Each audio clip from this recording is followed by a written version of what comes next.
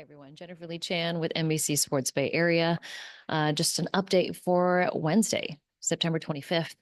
Some good news. Some good news for the 49ers that Brock Purdy has been cleared. No limitations at practice at all. Also, George Kittle returning to practice in a limited fashion. So that is the good news. I think it's great that Brock Purdy is, the MRI came back clean on his low back. So he'll be back at practice, no issues for the rest of the week, hopefully. Um, that counteracts the bad news or the not so great news. So Deebo Samuel still not practicing with a calf injury, and Dee Winters out, ankle injury. He re-aggravated it. It was an injury that he was dealing with earlier in the season, so he probably won't play on Sunday.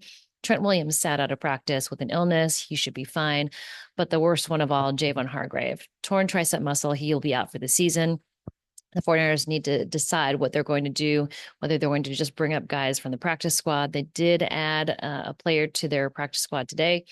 But otherwise, I think they're going to have to go from within. So the 49ers did add let's see here. Sorry about this. Shaquille Brown. So Shaquille Brown was on the squad earlier in training camp.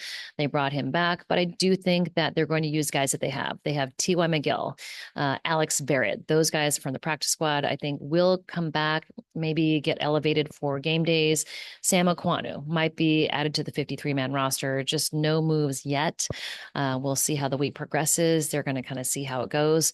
I did look at free agents, and Hassan Ridgeway is a guy that they've had on the team before. They could bring him back. It's a guy who knows the system, very familiar with it. But it sounds like what Kyle Shanahan is saying is that they are going to go from within, from the practice squad, and pull guys up as needed.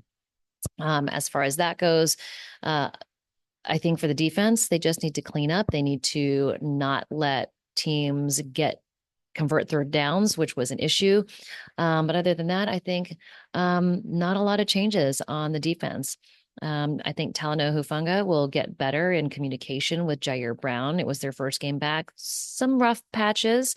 I also think Charvarius Ward, a little bit of a rough patch coming back from the hamstring injury. I think any player coming back from an injury that doesn't practice all week or practices less, I think it's always tough for them to get back into the swing of a full speed game.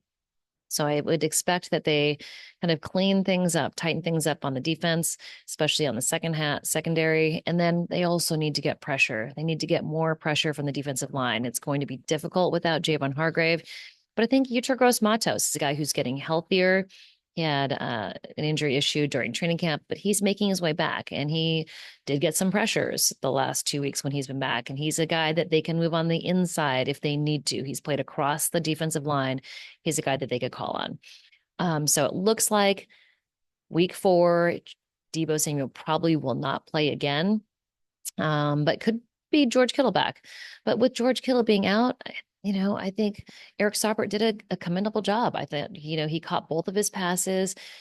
He was there in the blocking game. And I think that's really what they ask their tight ends to do. Every tight end that's not George Kittle, yes, be an option for the receiving game, but really also it's important that they're in there for pass protection and run blocking.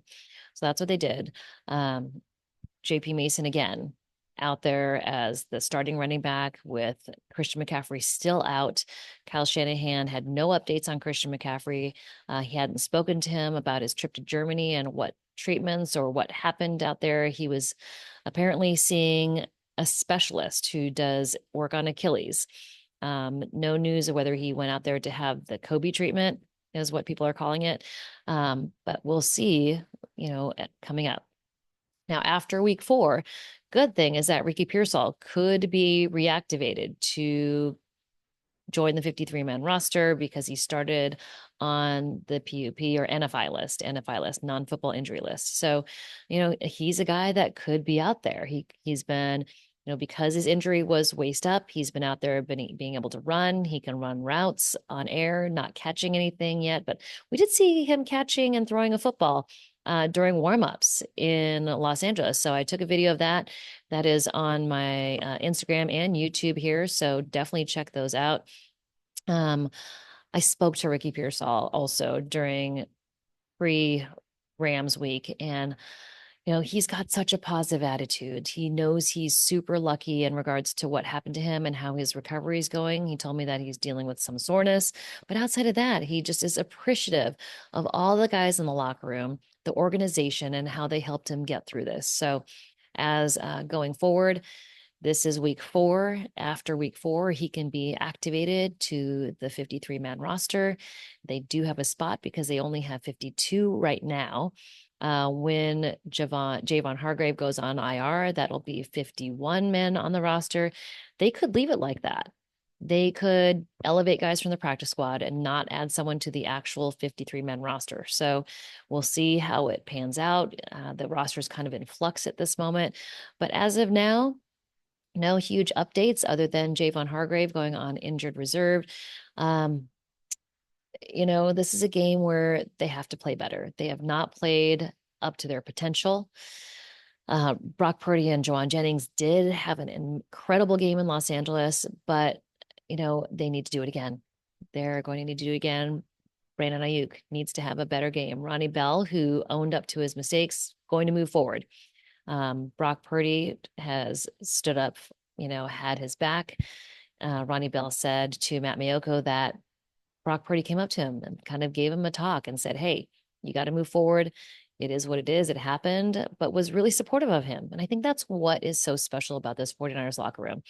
I've been in it this is my 11th season. I've seen good iterations, which it is now, and I've seen not so good iterations of the 49ers locker room. So I think since John Lynch and Kyle Shanahan have been here, they've really done just a really good job at getting guys who love football in there. There's no finger pointing, there's no backstabbing, because there could be a lot of finger pointing after that game in Los Angeles, and there is not. So it's a supportive locker room. They have each other's back, and it's good to see. So more updates coming. Definitely tune into 49ers Now. It is at 4 p.m. Pacific time, Wednesday and Thursday. We just posted one.